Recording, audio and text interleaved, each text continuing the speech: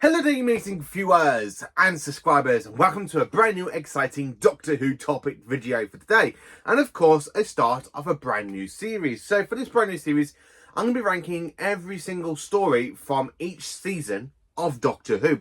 Now basically last year or the year before I kind of started and I literally got up to season 3 because I didn't experience a lot of stories from season 3, so I kind of got that wrong. So basically I just wanted to restart a brand new series.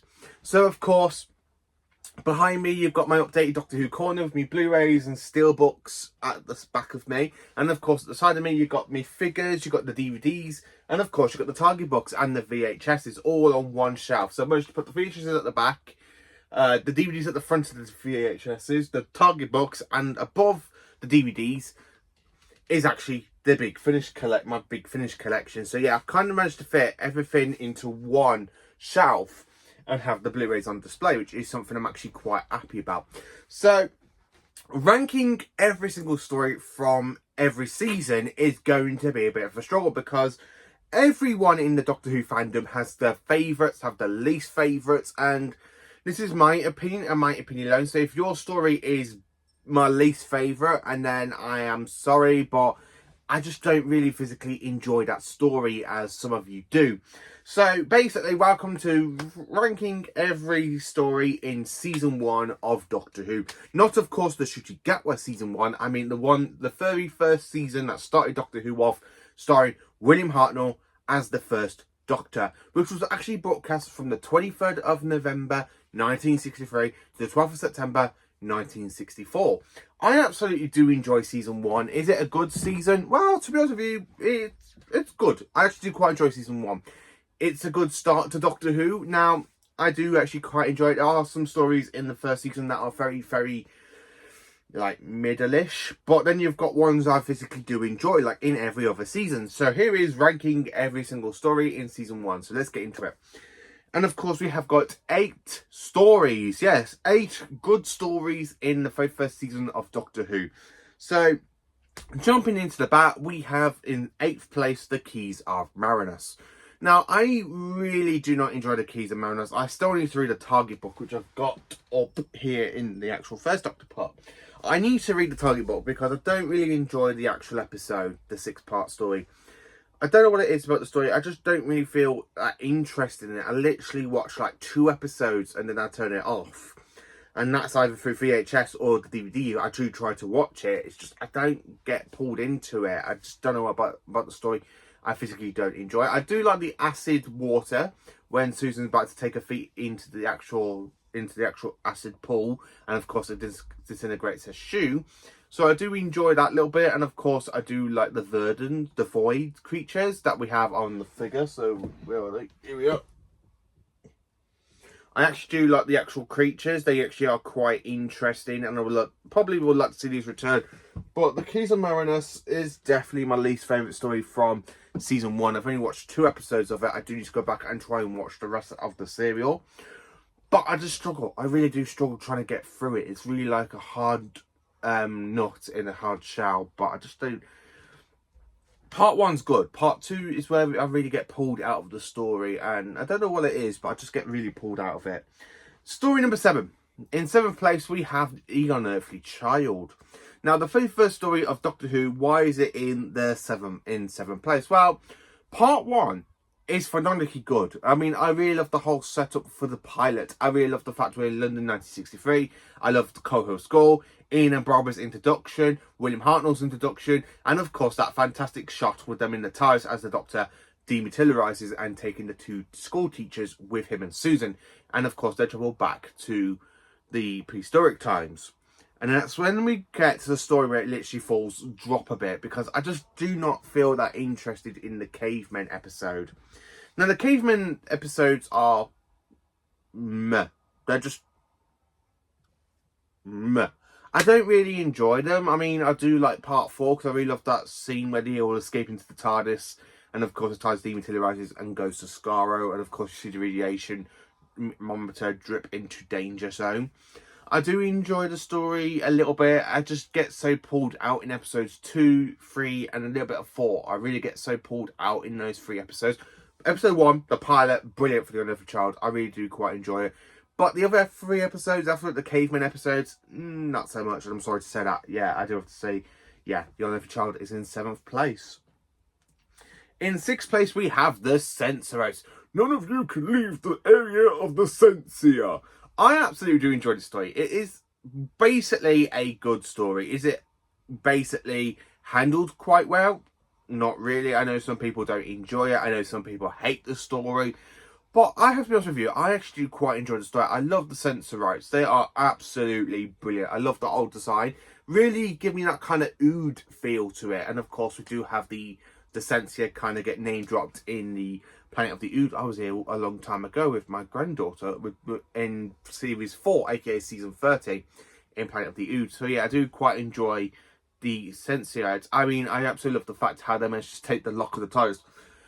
You happen to take something off my ship, and I want it back.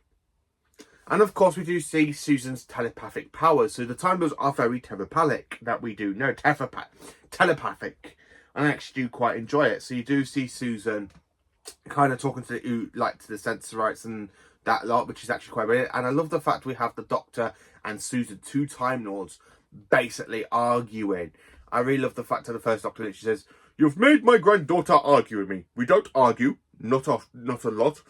Yeah, not a lot, but you have made me very, very angry." I really love William Hartnell's performance. I really love the first Doctor in the story. It's actually quite good and brilliant. Story number 5. The Edge of the Destruction. The 3rd ever story of Doctor Who. And I actually love it. It's a good 2-parter set in the entire whole TARDIS. I absolutely flipping love this story. It's got some great moments in it. It's very... I love the fact we see more of the TARDIS, that we see like some of the beds. We see like some of the machine that gives water. I love the fact we see the companions kind of losing sight. Not the sight. They're kind of going insane because you have Susan with the scissors trying to stab Ian. You got Barbara and the Doctor arguing. "You tried to take my ship. Yes. You did it on purpose. You wanted me to take you back to 1963. And I really love how the Doctor basically accuses Ian and Barbara of basically trying to hijack the TARDIS from them. And then, of course, when they do land for the next story at the end of it, and of course the Doctor does apologise to Barbara. She accepts the apology and basically they go off, and of course they find a big giant footprint in the snow, which leads to the next story in 4th place. So in 4th place we have Marco Polo. Now this is a missing story. So how is Marco Polo in 4th place? You're probably wondering. Well, I've read the Target book and I actually quite enjoyed the story. I love how this is basically taken in Marco Polo's kind of opinion sort of thing, that basically through the entire whole book, it's literally like we've been told through Marco Polo's eyes, and basically his experience with the Doctor, Ian and Barbara and Susan. I absolutely do love this story. It's a really great story. I love the imagery in my head where basically you've got the TARDIS on the actual back of a wagon, and of course it's being pulled by horses. I actually do quite enjoy the story. Now Marco Polo, is it a good story? I actually do quite enjoy it. I mean, the way I'm going to rank it a bit later on in this video, you're probably going to understand why. But that's just because of the Target book. Now, I haven't seen any of the Telesnap reconstructions for the story. Now, I'm not keen on the Telesnap reconstructions. I prefer the animations more to Telesnap reconstructions. And I'm really looking forward to having some more animations come out soon. I'm really hoping Marco Polo does come out at some point in the future on animation, so I can actually enjoy the story a lot more. So I haven't really experienced Marco Polo apart from the Target book, and I actually love the Target book. So the reason it's in 4th place is flat because of the Target book. The Target book really does help expand, and of course it was the only story from season 1 I haven't experienced before. So the fact I have it on Target book, it really is a great bonus, and I actually quite enjoy it. I do want to do my review on it, so I'm not saying much on the extra story because I have got my review to do on it, but I need to give it a reread after I've finished reading the Highlanders. So yeah, the reason it's in 4th place is because of the Target book. It is that good. It really is that good. In 3rd place we have The Reign of Terror. So the TARDIS materialises in the middle of the French Revolution, which is a great period for the Doctor because it is actually one of his favourite periods of history. And I just absolutely love it because we have the TARDIS team kind of gets separated. Susan and Barbara kind of get taken into slavery. Ian basically gets, it's Ian. He ends up getting into basically some of the scraps. So when you have the first Doctor and people think he's dead, and basically they take him away from the burning house. And of course, the First Doctor is basically just there walking down the French roads, and of course he's coming across people along the way as he's travelling to Paris. I absolutely do love this story because William Hartnell gives us a great performance. I really love the outfit, like the whole French Revolution outfit that we see the First Doctor in when he literally comes in round about episode 4 or 5. It's been a while since I watched The Reign of Terror, and I actually quite enjoyed the animation of the 2 missing stories. I absolutely love it. It is a great story, and it is my 3rd favourite story of the season. So yeah, it is actually a good story, and I absolutely love it. And then, of course, in 2nd place, we have the Daleks. Yes, the Daleks. The Daleks, the Daleks, the Daleks. Now, this is the Doctor Who's 2nd ever serial, and I absolutely love it. Now, is it a great introduction to the Daleks? Yes. Is it a good story overall? Yes, it is my 2nd favourite. It's so good to have it actually in colour, and I'm literally going to pick the Blu-ray to show you, because we do have it now in the colour, thanks to Russell T Davies, and I'm quite looking forward to seeing what one we're going to get in November this year. I actually quite enjoyed the story. I don't know how to explain it, but do I prefer the colour animation, the coloured version over the black and white version? Yes, because it actually just shows how much good the Daleks are. I really love the whole paintwork of the silver and blue. It's so good to actually have the figures of the Daleks at the back of here and basically watch that. And of course, you see it all in pure colour. I absolutely love it, and it's really great. I love the fantastic shots of Skaro, the Dalek city on Skaro when it's in colour. It looks so good. So yeah, I do prefer the colours version over the black and white. But there again, the black and white does kind of drag over its 7 episodes. Some things have been actually cut out in the coloured version, which some of them I do kind of wish they kept. And I will talk a bit about that when I get to do a video talking about every Dalek story. I do kind of want to have... There's some stuff that has actually been cut in the Daleks in the colour version that really should have stayed. And some stuff that shouldn't really be in it hasn't been cut. So yeah, I do quite enjoy the Daleks. It is a great story and I absolutely love it. And of course, I just love... I don't know what it is, but this story is absolutely brilliant. Honestly, absolutely flat out amazing. And then, of course, number 1. So my favourite story from season 1 is, of course, the Aztecs. You cannot rewrite history. Not one line. Believe me, I know. I know. So the TARDIS materializes in the 15th century of Mexico. And, of course, Barbara gets mistaken for one of the gods, because she's actually wearing one of the bracelets of the gods. And, of course, she gets mistaken. And, of course, she is trying to change history. So stopping... basically suicide, not suicide, whatever it's called, I can't remember the word, sorry. But I actually do quite enjoy this story. It is a great story. The Doctor accidentally does get engaged to a young woman, where basically, for the Doctor who's basically like an old man and he accidentally goes and gets engaged. It's quite funny. It really is actually quite funny. And I absolutely do love the story. Yes, my fiance, give it to me. Your what?